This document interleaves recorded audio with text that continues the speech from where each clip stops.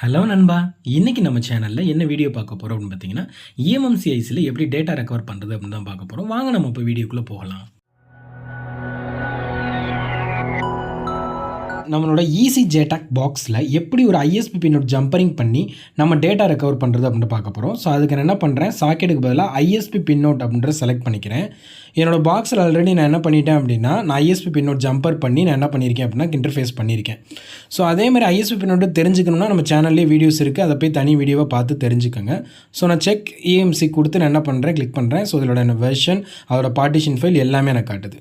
So இப்போ நான் வந்து என்ன பண்ண போகிறேன் அப்படின்னா, இந்த மொபைல் மதர்போர்டில் இருக்கக்கூடிய இந்த சாம்சங் மதர்போர்டில் இருக்கக்கூடிய இதில் டேட்டா இருக்கக்கூடியது எப்படி ரெக்கவர் பண்ணுறது அப்படின்றத காட்டுறேன். அதாவது இது அன்என்கிரிப்டட் டேட்டா. ஸோ அதை எப்படி ரெக்கவர் பண்ணுறதுன்னு காட்டுறேன். ஸோ ஃபஸ்ட்டு என்ன பண்ணுறேன், இந்த எக்ஸ்ப்ளோரை கிளிக் பண்ணிவிட்டு அடுத்து ஸ்கேன் பார்ட்டிஷனை கிளிக் பண்ணுறேன்.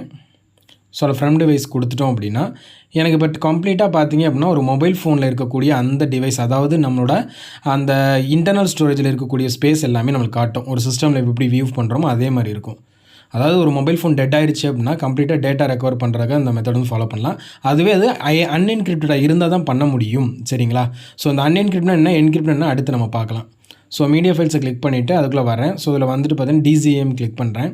ஸோ கேமராக்குள்ளே போகிறேன். இப்போ ஜஸ்ட் எக்ஸாம்பிளுக்கு ஒரு ஃபோட்டோ நான் கிளிக் பண்ணி ஓப்பன் பண்ணி காட்டுறேன். ஸோ டோட்டலாக வேணுனாலும் நான் ரைட் கிளிக் பண்ணி என்ன பண்ணலாம், எக்ஸ்போர்ட் பண்ணலாம். நான் ஜஸ்ட்டு இந்த ஒரு ஃபைலை மட்டும் நான் என்ன பண்ண போகிறேன், ரைட் கிளிக் பண்ணி அங்கேயே ஓப்பன் பண்ண போகிறேன்.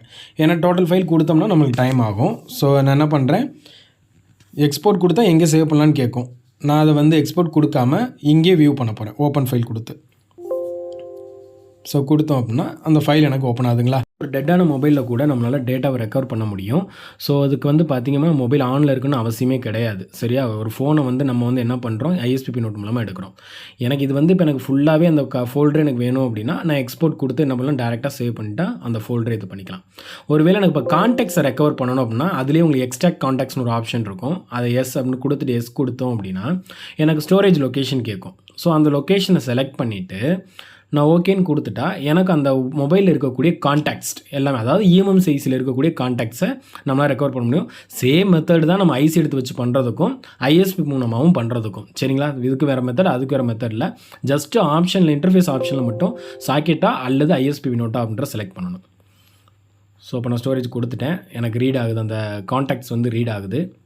ரீட் ஆனால் நான் ஓப்பன் பண்ணி காட்டுறேன். ஸோ இதில் வந்தோம் அப்படின்னா ஸோ இதில் கான்டாக்ட்ஸ் இருக்குங்களா, ஜஸ்ட் இந்த ஃபோல்டர் ஒன்றே ஒன்று ஓப்பன் பண்ணுறேன் நான்.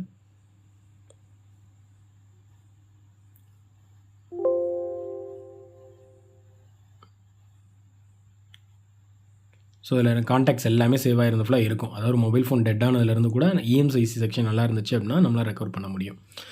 ஸோ இதில் கான்டாக்ட்ஸ் மட்டும் இல்லை, மெசேஜஸை கூட நம்ம என்ன பண்ணலாம், சேவ் பண்ணிக்கலாம். ஸோ அதே மாதிரி தான் கீழே எக்ஸ்ட்ராக்ட் மெசேஜ் இருந்த இடத்துல நான் எஸ் கொடுத்து என்ன பண்ணிக்கிறேன், சேவ் பண்ணிக்கிறேன். ஸோ இதுவும் எனக்கு ரீட் ஆகுது. ஸோ பார்த்தீங்க அப்படின்னா நான் டிஃபால்ட்டில் வச்சுருக்கேன். ஸோ இதுதான் அந்த மெசேஜஸ். ஸோ இதை ஓப்பன் பண்ணோம்னா அதில் இருந்தக்கூடிய டெக்ஸ்ட் மெசேஜ் கூட நம்மளால் ரெக்கவர் பண்ண முடியும். ஓவரால் மெசேஜ், கான்டாக்ட்ஸ், அதோட டேட்டாஸ் எல்லாமே A to Z நம்மளால் பண்ண முடியும்.